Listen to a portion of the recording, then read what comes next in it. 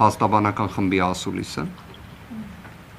Իհարկե թեման վերաբերում է Սամվել Կարապետյանի նկատմամբ, անկեղծորեն եմ ասում, աննախադեպ, խայտառակ, մեղմ ասած ապօրինի, մեղմ ասած շինծու հետապնդմանը։ Ապօրինի կալանքը տևում է արդեն 177 օր։ Ընդհանրապես իրավաբանները, փաստաբանները կարողանում են իրավիճակի վերաբերյալ պատշաճ բացատրություն ներկայացնել։ Փորձում են խնդիրներին լուծումներ գտնել, իրականացնել շահերի պաշտպանություն, բայց դա չի կարող լինել միակողմանի երևույթ։ Դրա համար պետք է լինեն անհրաժեշտ պայմաններ։ Սամվել Կարապետյանի գործով Հայաստանի Հանրապետությունում անհրաժեշտ պայմանները առկա չեն։ Սամվել Կարապետյանի գործով իրավունք, օրենք ընդհանրապես չի գործում։ Սամվել Կարապետյանի գործով հստակ առկա է վճռական իրավունքի եւ օրենքի ոչնչացման վարքագիծ։ Ես սա մեծ ցավով եմ ասում։ Ընդհանրապես իրավաբանները եւ փաստաբանները մշտապես հենվում են իրավունքի եւ օրենքի վրա, բայց այստեղ այդ հենարանները չկան։ Այս գործով այդ երևույթները բացակայում են։ Ինչն է առկա, շատ հստակ։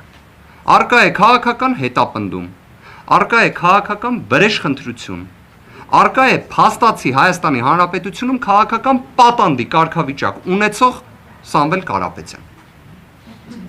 Ինչով է այս ամենը հիմնավորվում։ Ես չեմ հոգնելու դա կրկնելուց։ 2025 թվականի հունիսի 17-ին Հայաստանի Հանրապետության ամենաբարձր պաշտոն զբաղեցնող անձը, ով իր կարգավիճակով պարտավորված է ապահովելու իրավունքի գերակայություն Հայաստանի Հանրապետությունում։ Ոչ թե իրավունքի խախտում, այլ գերակայություն։ Ոչ թե իրավապահների գործունեության միջամտություն, այլ իրավունքի գերակայություն։ Փոխարենը բոլորս հիշում ենք հունիսի 17-ի հրապարակավ Facebook-յան արդարադատության հիմքերը, որոնք դրվեցին Հայաստանի Հանրապետությունում եւ անշեղորեն կատարվում են։ Կրկին սա մեծագույն ցավով եմ ասում, որտեղ այս ամենը մեղմ ասած անարգանք է իրավունքի եւ օրենքի նկատմամբ, անարգանք է իրավական պետության սկզբունքի նկատմամբ։ Սա Հայաստանի Հանրապետությունում 2025 թվականի հունիսի 17-ից մինչ օրս իրավական պետության սկզբունքը, որը ի թիվս այլի երաշխավորում է, որ կալանքները չեն կարող լինել ապօրինի, որ դատարանները պետք է լինեն անկախ, որ քննիչները պետք է լինեն անկախ, որ դատախազները պետք է ապահովեն օրինականության, հսկողություն, նախաքննության, դրանք բոլորը տապալված են։ Այսինքն պարզապես կարելի է վերցնել քրեական դատավարության օրենսգիրքը, նշել Սամվել Կարապետյան անունը եւ փակել քրեական դատավարության օրենսգիրքը, որտեղ այն չի գործում։ Այն չի գործում 177 օր շարունակ։ Վերաքննիչ դատարանը նախագահությամբ տիկին Ժենյա Մելիքսեթյանի ուներ բոլոր հնարավորությունները, օրինակ, ցույց տալու, որ այս նախաբանը, որը ներկայացրեցի քիչ առաջ, իրականության հետ առնչություն չունի։ Ինչ որտեղ հեշտ խնդիր է, չէ՞։ Մենք բոլորս արեստավարժ իրավաբաններ ենք։ Եթե մենք կարողանում ենք հիմնավորել հակառակը, իսկ դրա փոխարեն դատախազն ու քննիչը, որոնք համատեղ են գործում, իդեպ այդպես չպետք է լինի։ Դատախազը անկախ պաշտոնատար անձ է, որ քննիչին հսկողն է, բայց այս գործով իրենք համատեղ են գործում։ Իդեպ այդպես է եղել 2025 թվականի հունիսի 17-ից, որտեղ այս գործով հաղորդում կոչվածը ներկայացրել է հենց գլխավոր դատախազ տիկին Աննա Վարդապետյանը, եւ այդ պնդումը կատարում են քննիչները մինչ օրս։ Ես վստահ եմ դուք կհիշեք, թե ինչպես հենց ինքը գլխավոր դատախազը հակադարձեց այդ պնդմանը, հրապարակայնորեն ազգային ժողովում, բայց ես էլ ձեզ պաշտոնապես հայտնում եմ, որ մինչ օրս քննիչների կողմից այդ պնդումը կատարվում է, այդ թվում 2025 թվականի նոյեմբերի 17-ի դրությամբ, այդ թվում գրավոր ներկայացրած միջնորդություններով։ Այո, իրենք գործում են համատեղ, քննչականը եւ դատախազությունը։ Գործելով համատեղ չեն կարողանում մեկ փաստարկ ներկայացնել, թե ինչի համար Սամվել Կարապետյանը պետք է լինի կալանավորված։ Բայց Սամվել Կարապետյանը կալանավորված է, որովհետև Հայաստանի Հանրապետության դատավորները կոնկրետ անուն ազգանունով դատավորներ են, որոնք պետք է հանդես գան պատվարժան դատարանի դիրքերից։ չեն իրականացնում արդարադատություն։ Չեն իրականացնում արդարադատություն, քանի որ քաղաքական հետապնդում է, քանի որ ճնշման մթնոլորտ է, քանի որ չեն կարողանում լինել անկախ, բազմաթիվ պատճառաբանություններ կարող ենք վերել, բայց դրանք ինչ կապ ունեն իրավունքի եւ օրենքի հետ։ Կապ չունեն։ Կապ չունեն։ Դատավորները ամենանույնիսկ ծանրագույն դիրքում հայտնվելով իդեպ միջազգային փորձը նման բազմաթիվ դեպքեր գիտի եւ ունի։ Դատավորները պետք է լինեն անկախ։ Ամենանույնիսկ ծանրագույն ճնշման պայմաններում պետք է լինեն անկախ։ Սամվել Կարապետյանի գործով նման անկախություն ենթադրող, պահանջող դատավոր չի կարողանում լինել։ Բայց արդյոք սա պատճառաբանում է։ Արդյոք սա արդարացում է։ Երբեք ոչ։ Եվ չի կարող լինել։ Եվ այստեղ մի հետաքրքիր հանգամանք կա։ Մեր ոլորտում ամեն ինչ ի վերջո ունենում է փաստաթուղթ, գրավոր տեսքով։ Ի վերջո լինում են գրավոր որոշումներ։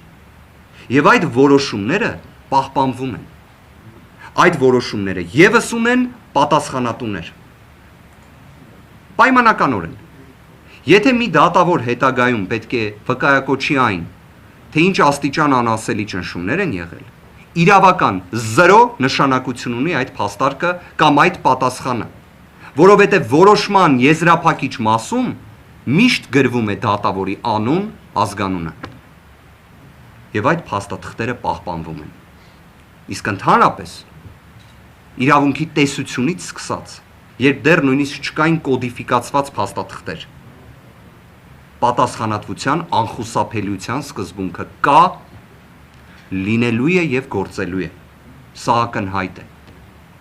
Ես հասկանում եմ, որ հնարավոր է լինի մի կարծիք, որ Սամվել Կարապետյանը ազգային բարերար է, բարեգործություններով է հայտնի, բազմաթիվ մարդկանց աջակցելով, օգնելով է հայտնի։ Եվ միգուցե կարող է լինել այն կարծիքը, որ նման մարդու դեպքում ապօրինությունները ի վերջո ներման են արժանանալու։ Չկա նման բան, չի կարող լինել նման բան։ Ես մի բան կարող եմ հստակ արձանագրել։ Այս ամենը 177 օր տևող ապօրինի նման խայտառակ կալանքը հակասում է ոչ միայն գրված նորմերին, օրենքներին, այլ նաև չգրված, մարդկային, բարոյական տիրույթում գտնվող արժեքներին։ Ես վստահ եմ, ձեզ այն շատերը նկատել են, որ Սամվել Կարապետյանի գործը լուսաբանվում է թե Հայաստանում, թե Հայաստանի Հանրապետությունից դուրս։ Ես վստահ եմ, դուք տեղյակ եք, թե միջազգային ճանաչում ունեցող բազմաթիվ իրավաբաններ, փաստաբաններ, հանրային գործիչներ խոսում են Սամվել Կարապետյանի գործի մասին։ Եթե կա կարծիք, որ այս ամենը հետևանք չի ունենալու, այդ կարծիքը սխալ է։ Ամենամեծ ցավը այս ամենի նրանում է, որ հետևանքը վրա է հասնում փաստացի Հայաստանի Հանրապետության նկատմամբ։ Ցավալի է այս ամենը, որովհետև կոնկրետ անձինք կատարում են կոնկրետ գործողություններ, հետևանքը լինում է կոլեկտիվ։ Մեծագույն ցավով եմ այս ամենը ասում։ Սամվել Կարապետյանին որպես քաղաքական պատանդ ներկայացնելու հիմնավորումներից մեկը թաքնված է ոչ միայն նրանում, որ Սամվել Կարապետյանը այո հանդես է եկել մայր աթոռը պաշտպանելու դիրքերից հունիսի 17-ին, երբ արդեն նկատվում էր, թե ինչ մեծ ճնշում է, ինչ մեծ ապօրինություն է սկիզբ առել մայր աթոռի նկատմամբ։ Բայց հիմա ավելի հստակ է, թե ինչի համար էր անհրաժեշտ Սամվել Կարապետյանին ամեն գնով կալանավորել եւ կալանքի տակ պահել։ Խնդիրներից մեկը այո թաքնված է նրանում, որ մեր ինքնության, մեր մայր աթոռի նկատմամբ այո կա ուղիղ քաղաքական որոշում, ճնշման, նսեմացման եւ միջամտության։ Եվ ազգային բարերար Սամվել Կարապետյանը այո խոչընդոտ է նման վարքագծին։ Բայց այդ վարքագիծը արդյոք ոչ իրավաչափ է։ Մայր աթոռը պաշտպանելը Հայաստանում ոչ իրավաչափ երևույթ է դառել։ Մեր ձևով կմասնակցենք եկեղեցու պաշտպանությանը, Հայաստանի Հանրապետությունում հանգեցնում է 177 օր տևող կալանքի։ Եվ այդ կալանքը հաստատող դատավորները, նման միջնորդություն ներկայացնող քննիչները, նման միջնորդությունը պաշտպանող դատախազները Հայաստանի Հանրապետության քաղաքացիներ են։ Սամվել Կարապետյանը հետախուզվում է Ադրբեջանի իշխանությունների իրավասու մարմինների կողմից։ Սամվել Կարապետյանը 177 օրից ավելի է, ինչ բանտում է Հայաստանի Հանրապետության։ Երկրորդ խումբը խնդրի, որը կրկին բերում է քաղաքական պատանդի կարգավիճակին, դա վերաբերում է հեծին։ Ակնհայտ էր, չէ, որ այս ամենը զուգահեռաբար սկսվեց։ Ակնհայտ է նաև, որ 2025 թվականի նոյեմբերի 17-ին տեղի ունեցավ մի վարչական այսպես կոչված վարույթ, անտեսելով այն փաստը, որ սահմանադրական դատարանում ընթացող քննություն է առկա կիրառման ենթակա նորմերի վերաբերյալ, եւ որոշվեց հեծին զրկել լիցենզիայից։ Եվ ըստ այն կարգավորումների, որոնք հիմա էլ սահմանադրական դատարանում քննության առարկա են, պետք է տեղի ունենան բանակցություններ հնարավոր փոխհատուցման վերաբերյալ։ Հենց դրա համար Սամվել Կարապետյանը քաղաքական պատանդ է։ Դուք պատկերացնում եք մարդու հետ բանակցել, երբ վերջինս ապօրինի կալանավորված է։ Օրվա իշխանությունները գիտակցում են, որ ցանկացած մի բանակցություն իրենց հետ Սամվել Կարապետյանի կողմից դա լինելու էր իրենց հաղթանակը։ Սամվել Կարապետյանի դիրքորոշումը առավել քան հստակ է։ Սամվել Կարապետյանի հստակ դիրքորոշումը արտահայտվել է 2025 թվականի հուլիսի 4-ի իր ուղերձում, որտեղ հստակ քաղաքական գնահատականները տրվել են, որ այն իշխանությունը, որը շեղվել է Հայաստանի Հանրապետության պատմական արժեքներից, այն իշխանությունը, որը ոտնձգություն է իրականացնում մայր աթոռի նկատմամբ եւ բոլոր այն մնացյալ մեղմ ասած մեղքերը, որոնք ունեն օրվա իշխանությունները, բավարար են ասելու համար, որ իրենք պետք է հեռանան։ Պետք է հեռանան եւ դա ակնհայտ է։ Եվ այդ ամենը Սամվել Կարապետյանը հստակ արձանագրել է։ Եվ այս ամենի պայմաններում ունենք քաղաքական հետապնդում, վրեժխնդրություն, տոտալ ապօրինություն, որը մինչ օրս շարունակվում է։ Իդեպ հեծի վերաբերյալ մի հետաքրքիր բացահայտում անեմ։ Սահմանադրական դատարանում, որ քննվում է, ազգային ժողովի падգամավորների 1/5-ի կողմից ներկայացված համապատասխան դիմումը, պատիվ ունեմ հանդես գալու որպես իրենց ներկայացուցիչներից մեկը։ Մյուս ներկայացուցիչը Արծվիկ Մինասյանն է։ Այդ վարույթի շրջանակներում ներկայացրել ենք դիմում, որ սահմանադրական դատարանում գործի քննությունը իրականացվի բանավոր ընթացակարգով։ Օրենքը շատ հստակ է ասում։ Ասում է, եթե արկա է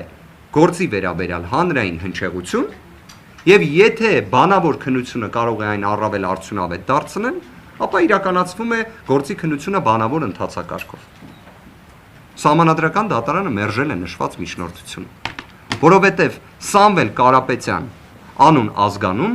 եւ Հայաստանի Հանրապետության լինեն սովորական դատարաններ, լինեն մասնագիտացված դատարաններ, թե լինի նույնիսկ բարձր դատարանը, պետք է տեսնենք այսպիսի մի իրավիճակ։